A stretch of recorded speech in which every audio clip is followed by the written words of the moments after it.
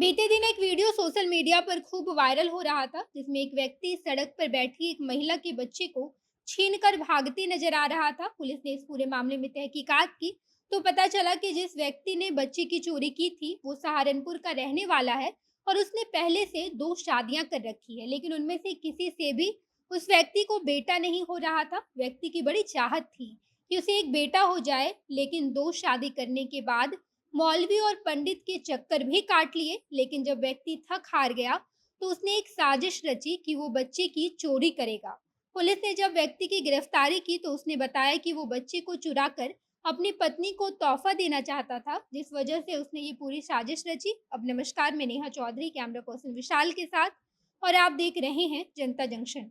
उत्तर प्रदेश के सहारनपुर में सड़क के किनारे बैठी एक मां की गोद में बच्चे को छीना गया है। जिस व्यक्ति ने बच्चे को छीना था वो सहारनपुर में राशन डीलर है जिसका नाम ओमपाल है। ओमपाल ने पहले से ही दो शादियां कर रखी है, लेकिन दोनों में से किसी भी पत्नी ने बेटे को जन्म नहीं दिया, बल्कि पहली पत्नी से उसे तीन बेटियां हैं और दूसरी पत्नी से अब तो कोई भी संतान नहीं हो रहा है। ओमपाल की चाहत है कि उसे एक बेटा हो जाए। इस वजह से वो कई सालों से पंडित से लेकर मौलवी के दरवाजे पर भटक चुका है। कई बार तो अनाथालय भी चला गया, दूसरी शादी भी कर ली, लेकिन दूसरी शादी के बावजूद उसे बेटा नहीं हो रहा था। इस बात से ओमपाल के साथ साथ उसकी पत्नियां भी इस बात से बेहद परेशान रहती थी और एक दिन पत्नी ने रो रो कर एक बेटे को गोद लेने का फैसला किया। ऐसे में ओमपाल ने बच्चे गोद लेने के बजाय बच्चे चोरी करने की साजिश रची और इसके बाद इस काम के लिए उसने गांव के ही दो व्यक्ति को चुना। कुलदीप और विकास टंडन नाम के दो व्यक्ति ने ओमपाल का इन सब साजिश में पूरा साथ दिया है। दोनों लड़कों को ओमपाल ने कहा था कि अगर वो लोग बच्चे चोरी करने में उनका साथ देंगे तो वो उन दोनों लड़कों को 2 लाख रुपया देगा।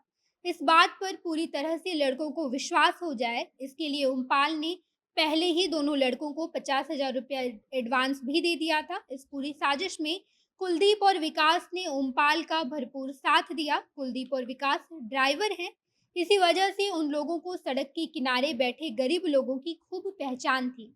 उन्होंने भिखारी को अपना टारगेट बनाया और ये फैसला किया कि वो भिखारियों का बच्चा छीन लेंगे, क्योंकि भिखारियों के केस में पुलिस भी ज़्यादा कार्रवाई नहीं करेगी और कुछ दिन बाद ये पूरा मामला दब जाएगा। आरोपियों ने इस पूरी साजिश को अंजाम देने के लिए 10 दिन का टारगेट बनाया और उस 10 दिन में बच्चे चोरी करने के लिए घूमता रहा।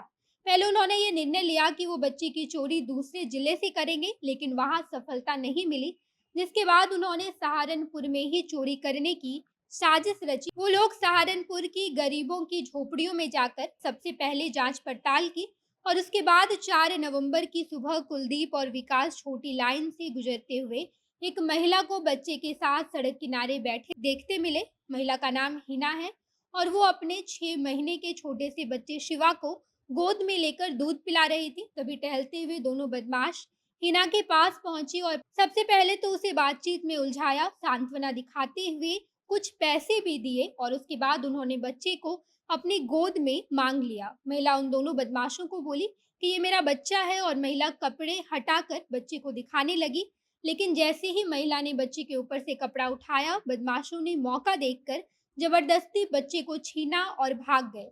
रात भर दोनों बदमाश कुलदीप और विकास बच्चे को लेकर घूमते रहे और अगली सुबह 5 नवंबर को दोनों ने फोन करके ओमपाल को बुलाया और बच्चे को दे दिया, जिसके बाद ओमपाल ने उस गरीब बच्चे शिवा को अच्छे तरीके से नहला धुलाकर नए कपड़े पहनाए और अपने घर ले गया, ताकि पत्नी को ऐसा न लगे कि बच्चे को छीन कर लाया गया है, बल्कि पत्नी ये सोचे कि ओमपाल को अनाथालय से लाया गया है।